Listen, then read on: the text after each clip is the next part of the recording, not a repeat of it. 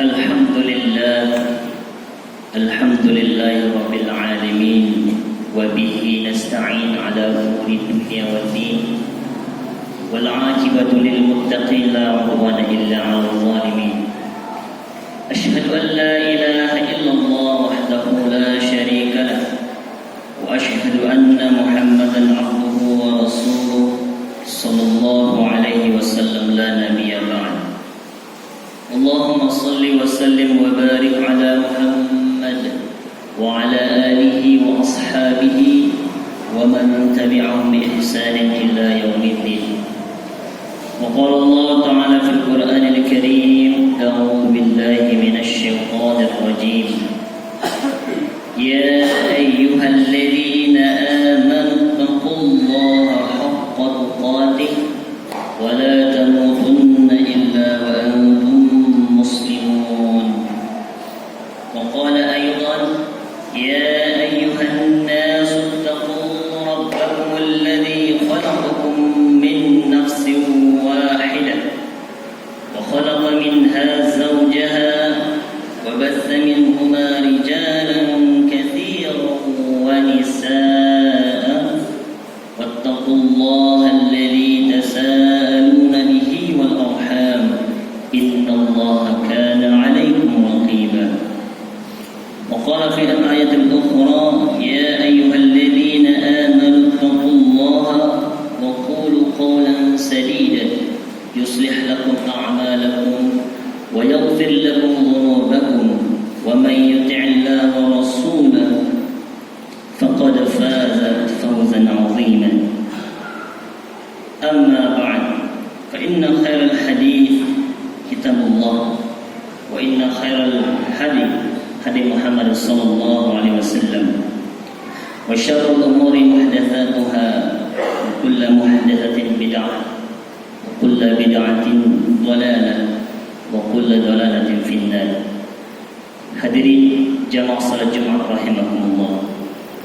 Mari kita bersyukur kepada Allah Subhanahu wa taala. Hari yang berbahagia ini, tepatnya di hari Jumat 26 Rajab, kita masih diberikan oleh Allah Subhanahu wa taala limpahan rahmat dan karunia-Nya sehingga kita dapat memenuhi panggilan Allah Subhanahu wa taala melalui muadzin untuk melaksanakan salat Jumat secara berjamaah, dan kita meninggalkan seluruh aktivitas yang bersifat duniawi. Oleh karena itu kita bersyukur kepada Allah Subhanahu wa taala. Tidak semua orang, khususnya kaum mukmin, dapat hadir pada hari ini.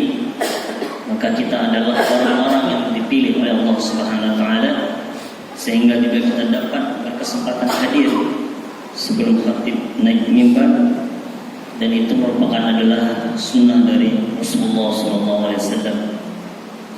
Siapa yang datang menghadiri Jumat sebelum khatib naik dari mimbar, maka sama dia bersedekah seperti mensedekahkan seekor unta.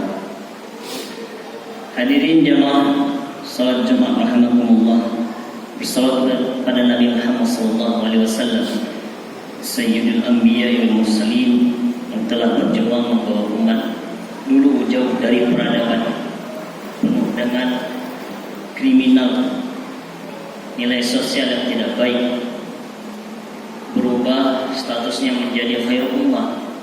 Setelah Allah turunkan Al-Quran, Allah memuliakan Rasulnya, Allah memuliakan tempatnya, dan Allah memuliakan umat. Sejak dari Nabi Adam sampai dengan di akhir zaman, maka kitalah sebaik-baik umat yang pernah Allah ciptakan. Oleh karena itu sering kita dengar dalam Al-Quran surah Al-Imran ayat 110 itu: kuntum khairu ummatin ukhrijat lin-nas ta'muruna bil ma'ruf wa tanhauna 'anil munkar wa tu'minuna billah. Sungguh kata Allah, kalian semua adalah sebaik-baik umat yang pernah kuciptakan.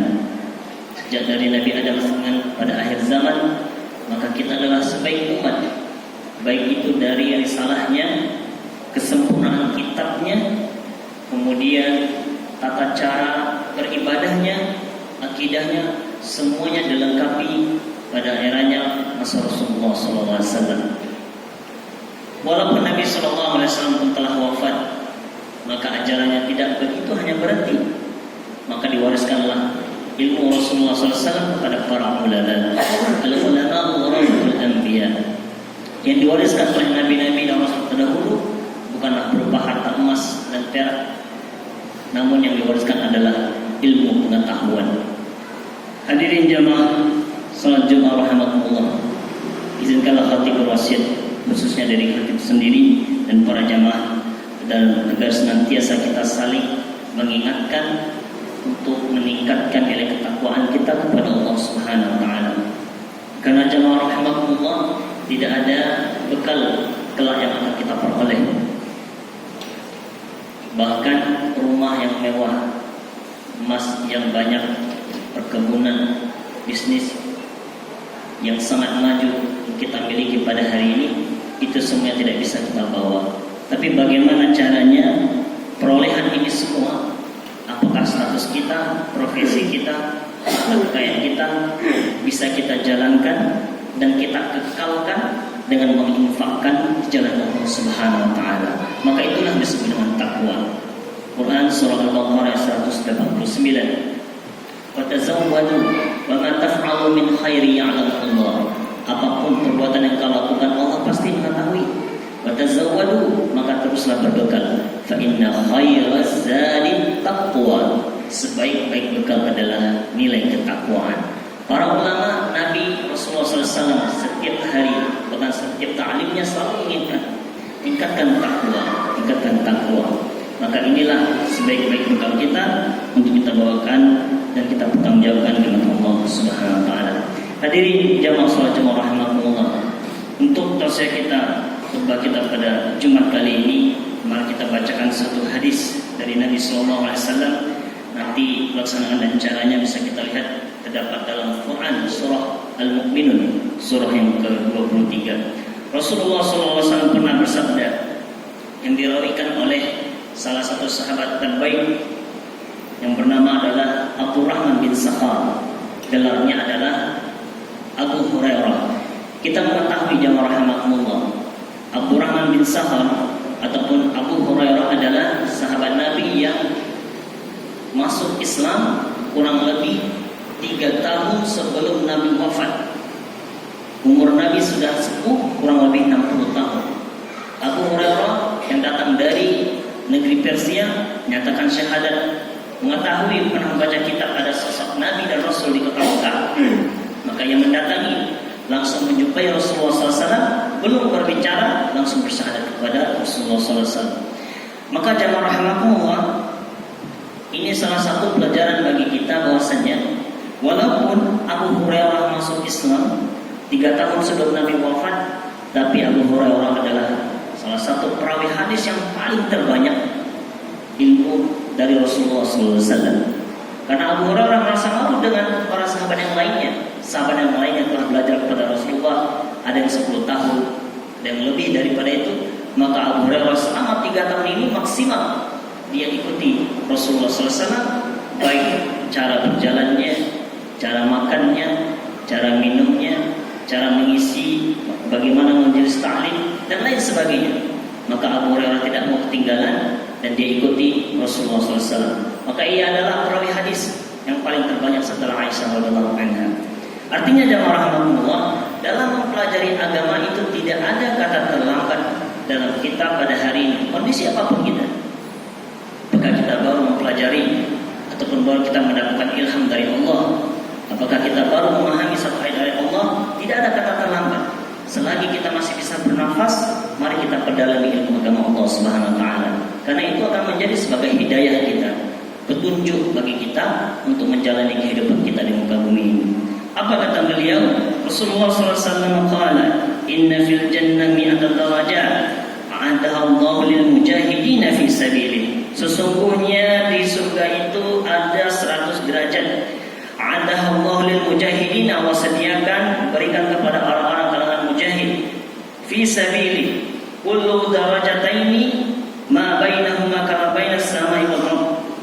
Setiap derajat dari ukuran Surga itu sama seperti luasnya bainas samai wal ardh, antara langit dan bumi. Kalau kita rancang hadis pada hari ini, kurang lebih tingkat dari surga itu ada 7 tingkatan. Setiap tingkatan itu jauhnya seperti jauhnya antara langit dan bumi yang kita perlihatkan pada hari ini, yang kita lihat pada hari ini. Jadi jemaah rahmatullah, sangat luaslah jannah dan surganya Allah Subhanahu wa taala. Fa idza sa'altumullaha fas'aluhu firdaus. Jika kau ingin meminta kepada Allah, maka mintalah surga yang paling tinggi, yang dinamakan adalah surga Firdaus. Fa innahu awsatul jannah wa 'alal jannah. Sesungguhnya surga Firdaus itu adalah surga pertengahan, bahkan surga yang paling tinggi. Wa fawqahu 'arsyur rahman, di atasnya langsung arsy-Nya Allah Subhanahu wa taala. Wa minhu tafajjaru anharul jannah, dan disitulah pula surga Firdaus pusat dari alirannya sungai-sungai yang mengalir yang ada di surga. Hadirin jamaah rahimakumullah, dalam hadis Rasulullah SAW ini merupakan petunjuk bagi kita. Kalau kita ingin berdoa kepada Allah dan meminta surga, maka mintalah, jangan yang tanggung-tanggung, langsung minta yang paling tinggi, itu surga Firdausnya Allah Subhanahu wa taala. Pertanyaan jamaah rahimakumullah, bagaimana cara kita memperoleh surga Firdausnya Allah? Justru kalau suatu hal yang paling berharga dan yang paling tinggi, tidak dengan asal-asal kita memperolehnya. Sama seperti kita berusaha di atas muka bumi ini, semakin hasil itu semakin baik dan besar, maka usaha yang kita lakukan harus semakin lebih baik dan lebih terencana dan terperinci.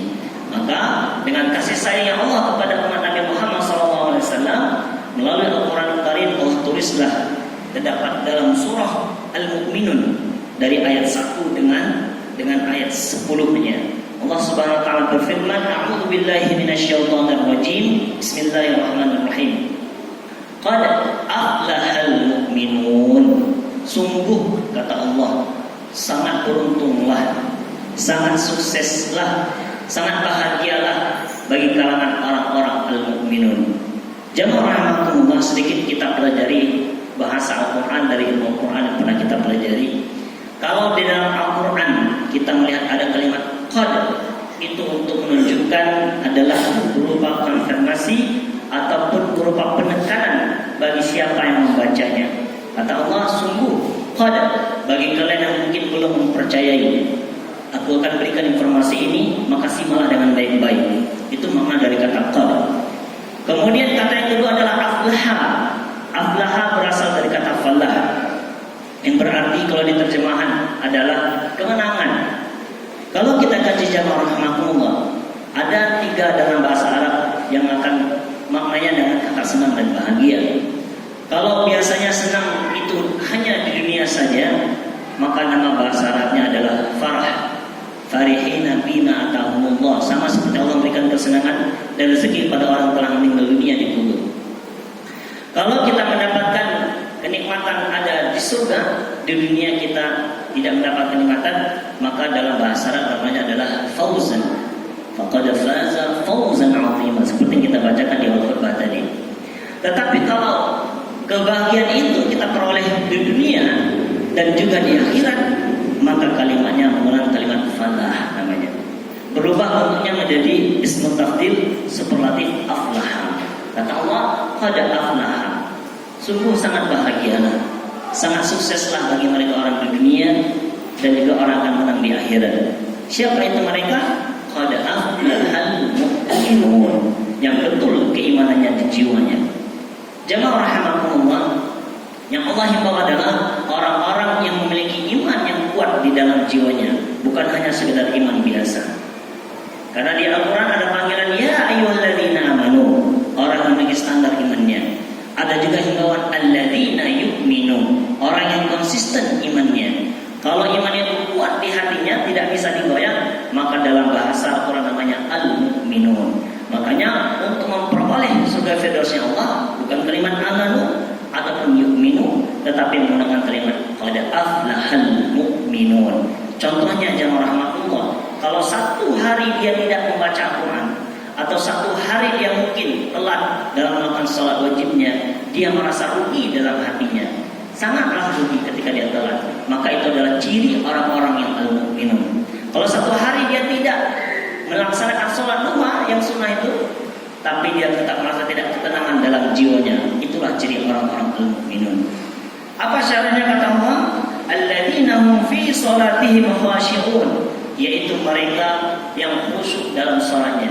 Syarat pertama untuk mendapatkan peroleh surga firdausnya Allah Subhanahu wa taala, pertama kata Allah, orang-orang yang khusyuk dalam salatnya.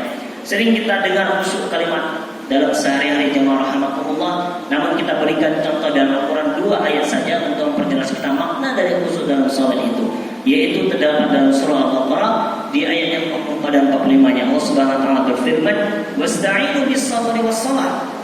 Minta ampunlah kepada Allah dengan sabar dan salat. "Wa innaha lakabiratun illa 'alal khashi'in." Sesungguhnya salat itu sangatlah berat dilakukan kecuali bagi mereka orang-orang yang khusyuk. Siapa bagi orang-orang khusyuk itu? Lanjutan ayatnya, alladzina yadhunnuna annahum mulaqu rabbihim. Mereka yang berpikir ketika salat dia langsung berjumpa kepada Allah Subhanahu wa taala. Ketika dia salat seolah-olah dia berkomunikasi langsung dengan Allah Subhanahu wa taala.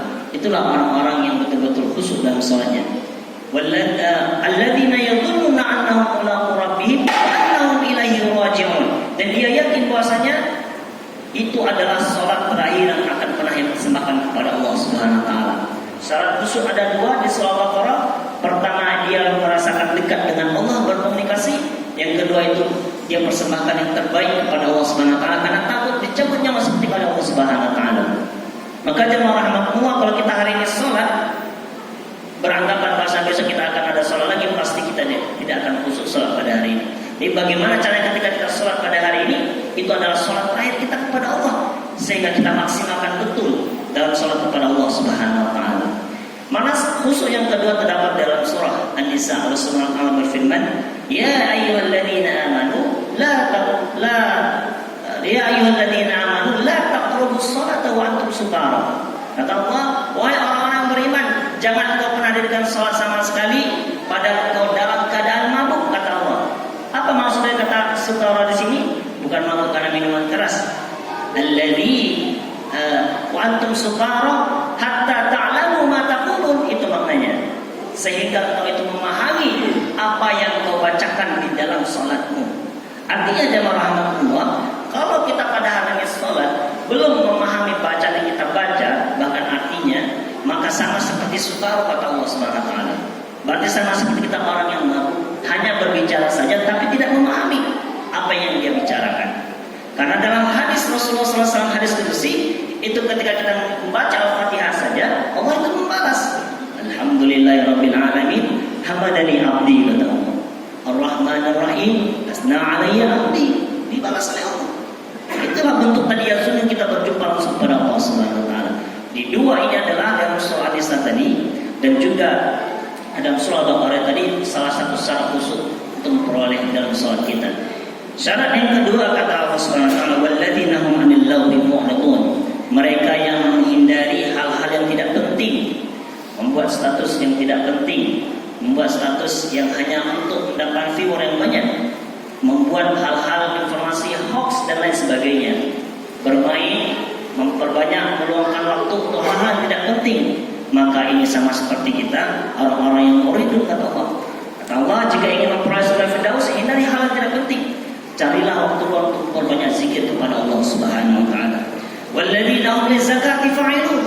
Kemudian bagi mereka yang memiliki banyak harta di jalan Allah, maka keluarkanlah zakatnya jika telah sampai dengan nisabnya. Kalau pada hari ini kita memiliki harta sudah pada nisab dan juga haulnya, maka keluarkanlah zakat itu. Kalau pada hari ini kita tidak sanggup berzakat, maka kita cari langkah yang kedua, bisa kita berinfak dan bersedekah. Karena berinfak tidak ada haulnya, tidak ada nisabnya, dan jumlahnya tidak ada juga ditentukan. Jadi semua peluang itu Allah berikan kepada kita semuanya. Maka kata Allah, yang melakukan menginfakkan jalannya di jalan Allah, membantu seperti contohnya sahabat kita yang pergi dari Syria, berarti kita juga melakukan apa yang Allah perintahkan dalam surah Al-Mu'minun ini. Walladzina hum li furujihim hafizun. Dan mereka yang menjaga perbuatan yang tidak baik ataupun menjaga hawa nafsunya. Contohnya adalah dia tidak melakukan perzinahan. Dia menjaga kemaluannya di hal-hal yang dapat menyebabkan terjerumus dalam godaan syaitan. Maka kata Allah, jika kau ingin masuk dalam surga firdausnya Allah, maka jagalah kemaluanmu. Illa ala azwajihim aw ma malakat aymanuhum, kecuali kepada istri-istrinya ataupun hamba sahaya yang memiliki. Fa innahum ghairu malumin, sesungguhnya itu bukanlah hal yang terhina. Faman ibtagha wara'a dzalika fa ulaika hum al-'adun, barang siapa yang berpaling bahkan yang melampaui batas dalam dia tidak bisa menjaga kemaluannya, contohnya dia tidak melakukan perzinahan tapi dia melakukan di luar dari perzinahan. Dulu jamaah rahmatullah, pada zaman Nabi Lut itu hanya ada yang ada homoseksual. Tapi karena perkembangan zaman itu berubah terus berubah, perbuatan buruk itu akan meningkat dan terus meningkat.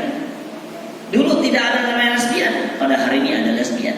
Dulu tidak ada transgender, pada hari ini ada transgender. Lengkap LGBT.